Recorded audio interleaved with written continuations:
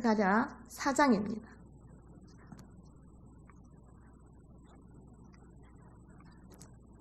4장 1절에서 6절까지만 함께 봉독하시겠습니다. 내게 말하던 천사가 와서 나를 깨우니 마치 자는 사람이 잠에서 깨어난 것 같더라.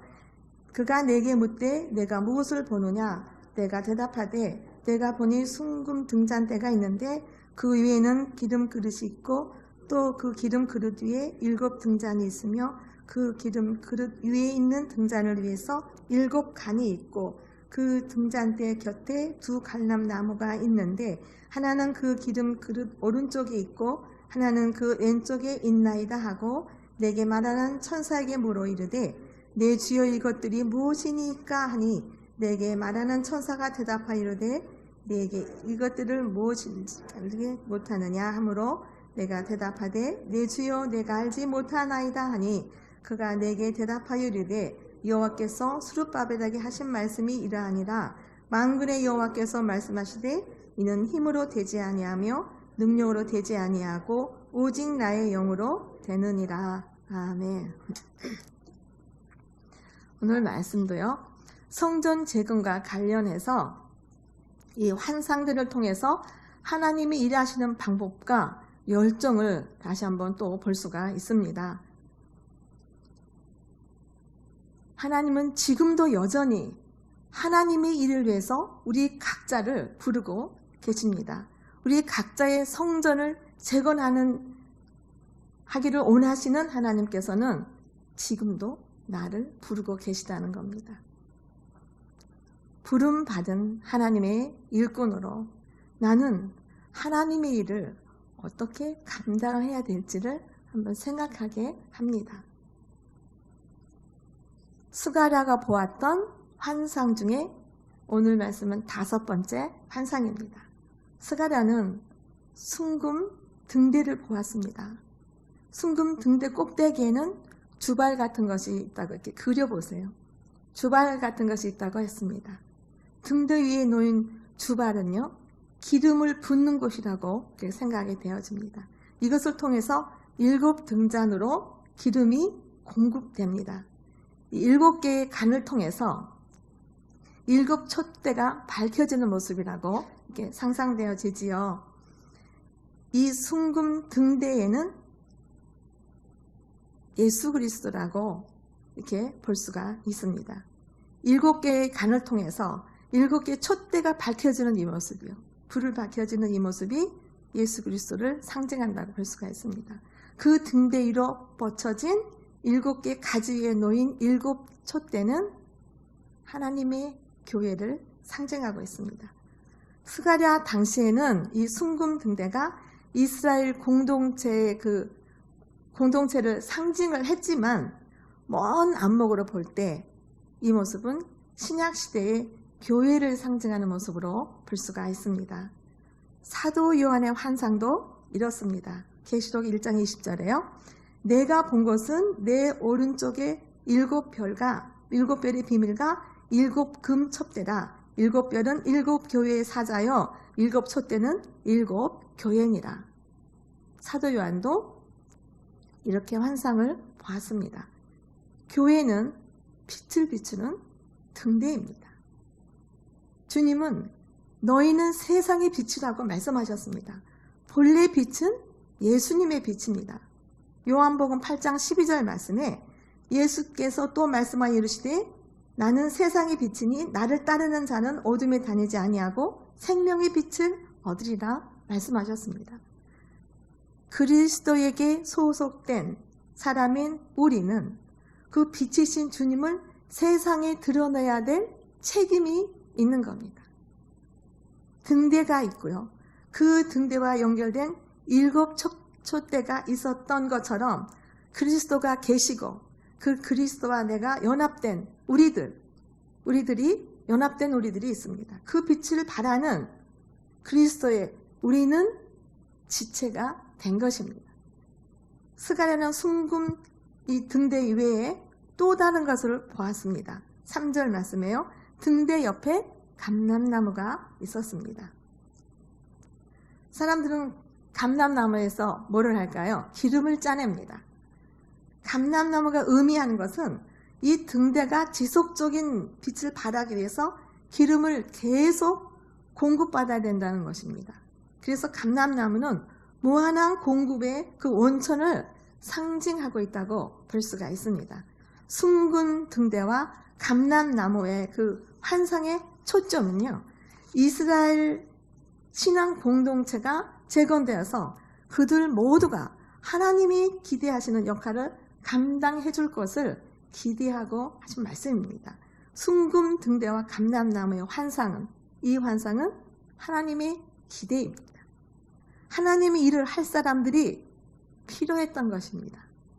성전이 재건되었다는 그 자체로는 의미가 없습니다. 건물에 의미가 없습니다. 그 건물 안에 어떤 일이 벌어지고 있느냐, 거기서 어떤 사역을 하고 있느냐가 중요하잖아요. 아무리 훌륭한 건물을 지었고 있다 하더라도 그 안에 내용물이 없으면 아무것도 아니잖아요. 하나님의 일을 할 사람들이 필요한 것입니다. 그 당시는 이스라엘 백성에게 시급하고도 긴급한 과제는 오로지 성전 재건이었습니다. 지금 우리 역시 어떻게 하나님의 일을 해야 되는지, 이스라엘 백성이 성전 재건할 때 했던 그 방식을 보면서 지금 우리는 우리 교회를 바라보면서 어떻게 내가 하나님 일을 해야 될까, 그 방법을 이 말씀을 통해서 다시 한번 깨닫고 배울 수가 있습니다. 또 내 안의 성전은요, 어떻게 관리해야 될까요? 하나님의 일이 성취되는 방법은 첫 번째, 성령으로 말미암아 성취됩니다. 성령 충만함으로 됩니다. 우리는 하나님의 일을 할 때 철저히 성령 하나님을 믿어야 됩니다. 하나님의 성전이 어떤 방법으로 세워지고 재건될 것인가에 대한 그 답이 6절입니다. 만군의 여호와께서 말씀하시되 이는 힘으로 되지 아니하며 능력으로 되지 아니하고 오직 나의 영으로 되느니라. 스가랴에게 환상이 보이기 전에 바벨론에서 귀환한 이스라엘 백성들은 이미 한 번 성전 재건을 시도한 적이 있습니다. 흩어졌던 이스라엘 백성들의 마음속에 한처럼 사무쳤던 그들의 염원, 그것은 성전 재건이었습니다. 그렇지만 돌아오자마자 시도했던 성전 재건이 뜻대로 되지 않았습니다. 에스라서에 보면 그 배경이 잘 나와 있습니다. 에스라 4장에 보면요, 옛 땅으로 귀환한 이스라엘 백성들은 일단 우선 하나님의 일을 시작을 합니다. 그런데 시작하자마자 대적들에 의해서 큰 공경에 빠지고 말았던 것입니다.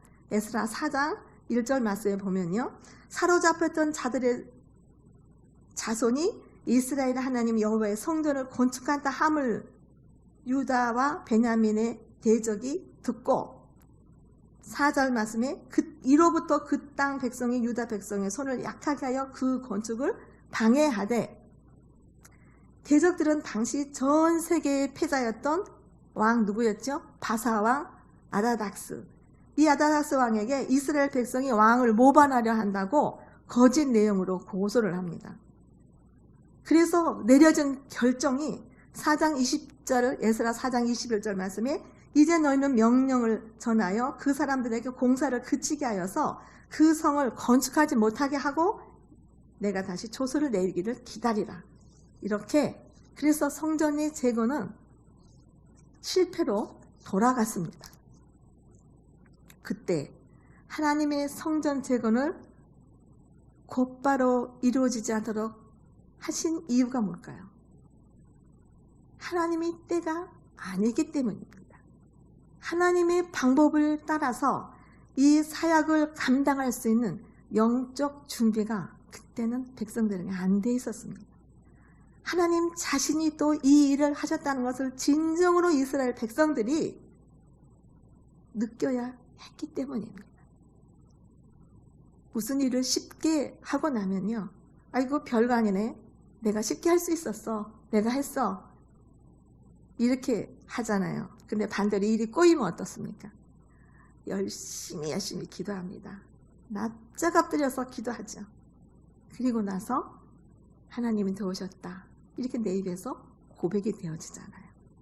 신명기 8장에 이스라엘 백성들이 꿈에 그리던 가나안 땅에 왔습니다. 약속된 가나안 땅은 어떤 땅이었어요? 젖과 꿀이 흐르는 땅이었습니다.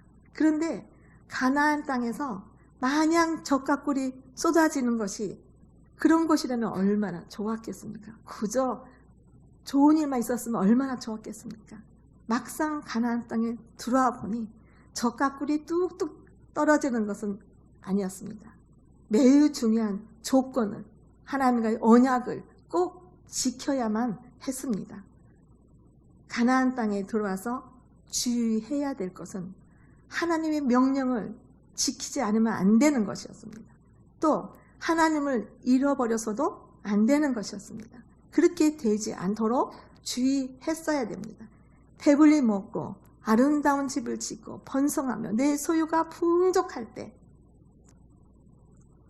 그때 위기가 옵니다.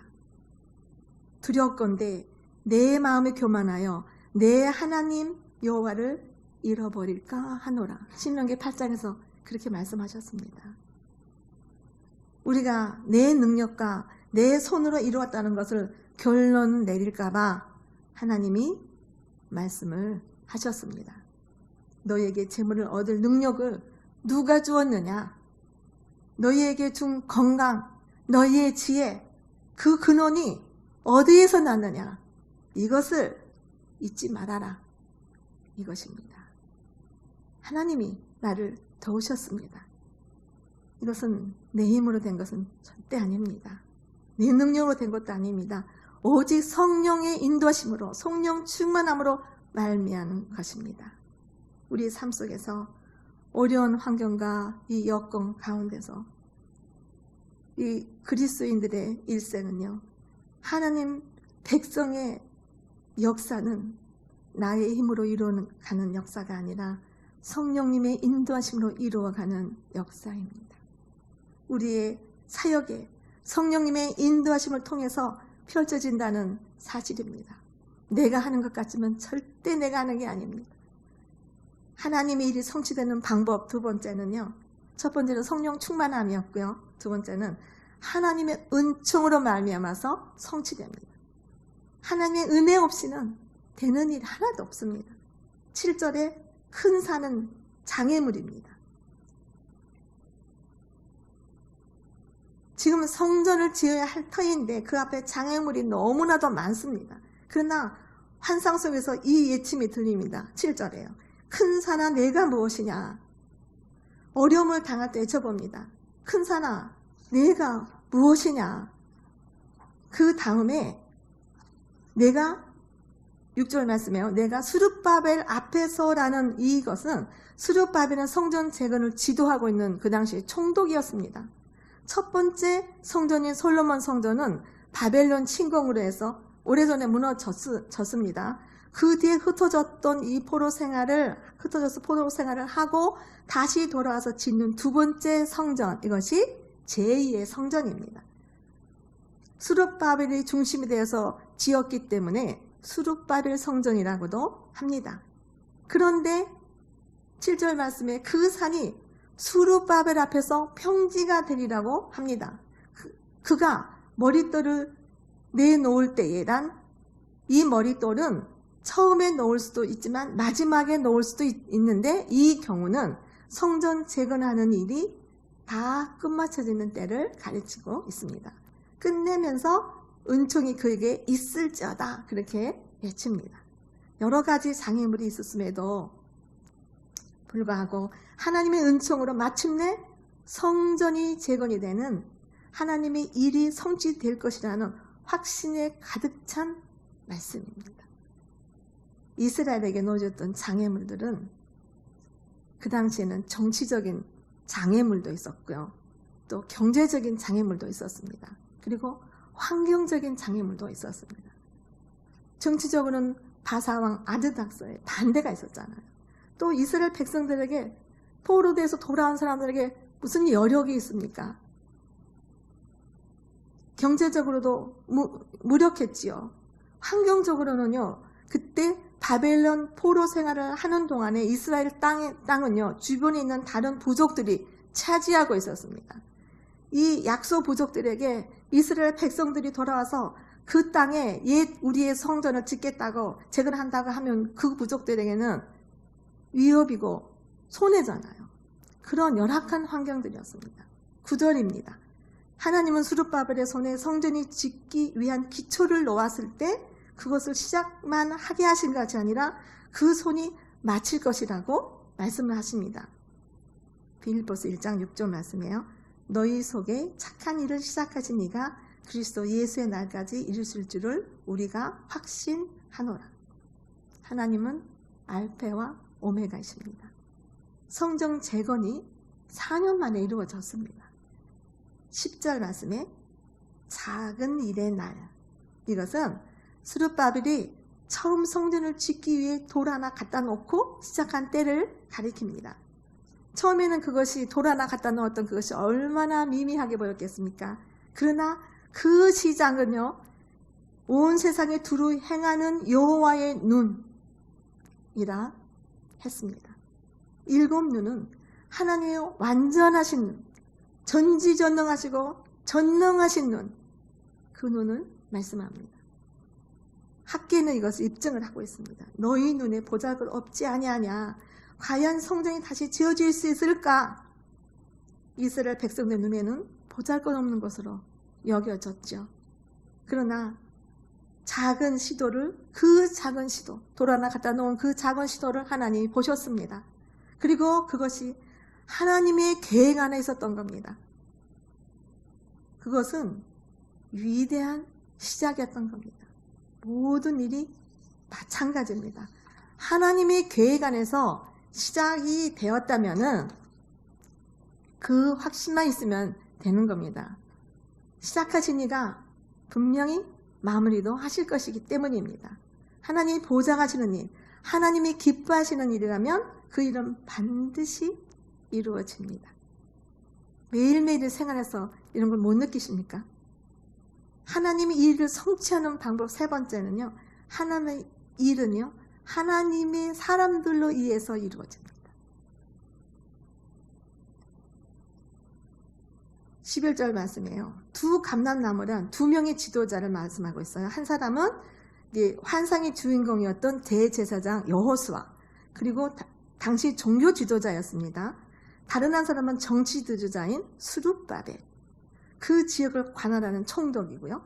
대제사장 여호수아와 총독이었던 스룹바벨, 즉 정치 지도자와 제사장, 이 두 사람이 연합해서 그 힘에 의해서 이루어진 겁니다.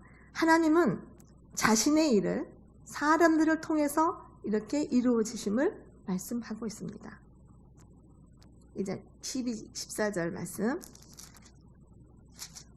감람나무 이 두 가지도 역시 기름받은 사람 두 사람을 상징을 하고 있어요. 이들은 온 세상의 주 앞에 모셔 섰는 자입니다. 영적인 면모와 통치적인 면모를 가진 메시아. 예수님이 제자들을 전도하러 보내실 때 둘씩 보냈습니다. 둘은 증인의 숫자입니다. 그렇기 때문에 교회는 바로 이 증인의 공동체입니다. 그런데 당시 이 두 사람이 하나님의 기름을 받고 이 일에 쓰임 받을 수 있었던 이유는 이들이 성별된 자로서 성령 충만함을 받았기 때문입니다. 하나님께서 모든 시대에 쓰시고자 하는 자가 사람들에게 줄기차게 요구하고 있는 하나의 자격은요, 기름 부음, 성령 충만입니다. 모든 그리스도인이 다 기름을 받아야 된다 생각되어지고 성령 충만해야 된다 생각되어집니다. 예루살렘 교회가 7 집사를 선출할 때 그 요구된 자격은요, 성령과 지혜가 충만한 사람이었잖아요. 성령 충만하지 않은 사람이 하나님의 일을 하게 되면 어떨까요? 인간적인 방법으로 합니다. 인간적인 방법을 내세우게 됩니다. 성령 충만하기 위해서 어떻게 해야 될까요? 기도해야 됩니다. 본문에서 이제 주발과 등잔을 연결시키는 이 금관이 기도를 상징하고 있음을 볼 수 있습니다. 기도하면 성령 충만해지고 이 기름이 부어지고 그때 비로소 하나님의 마음을 가지고 하나님의 일을 해낼 수가 있다 말씀입니다. 기름이 공급되면요, 등대 위에 있는 금촛대가 환하게 빛을 발합니다. 기름의 역할은 다양하죠. 따뜻하게도 하고 사람을 치유하기도 하고 또 부드럽게도 하고요, 맛을 내기도 하고요. 이런 기름의 역할은 성령 충만한 사람의 사역을 말하고 있습니다. 성령으로 기름 부음 받은 성령 충만한 사람은 어떻게 해요? 하나님의 아름다운 빛이 바랍니다. 아름다운 빛입니다. 하나님은 하나님의 일을 하나님의 사람을 통해서 하십니다. 오늘도 우리의 삶 속에 나를 통해서 하나님의 역사가 이루어지기를 기도합니다. 기도하시겠습니다. 먼저 기도하실 때 영적으로 깨우기를 기도합니다. 성령이여, 이 시간 충만히 나에게 임하시옵소서. 기도하시겠습니다. 하나님을 전하지 않고는 견딜 수 없는 뜨거운 열정을 하나님 우리 마음에 부어주옵소서. 우리의 삶이 온전히 하나님을 예배하며 하나님의 뜻대로 삶을 개척해 나가기를 소원합니다. 성령의 이 시간 충만히 임하여 주옵소서. 기도하시겠습니다.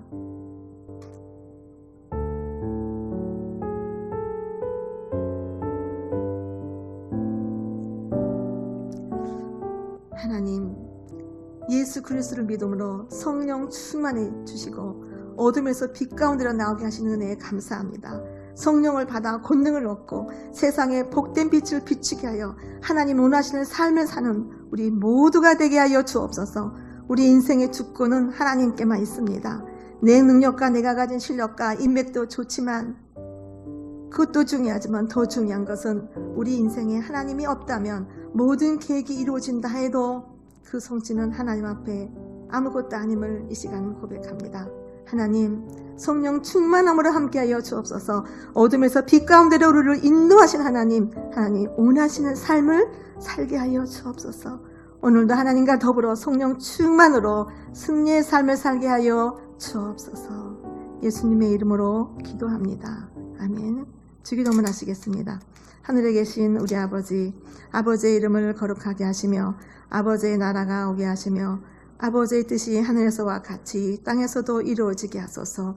오늘 우리에게 일용할 양식을 주시고 우리가 우리에게 잘못한 사람을 용서하여 준 것 같이 우리 죄를 용서하여 주시고 우리를 시험에 빠지지 않게 하시고 악에서 구하소서. 나라와 권능과 영광이 영원히 아버지의 것입니다.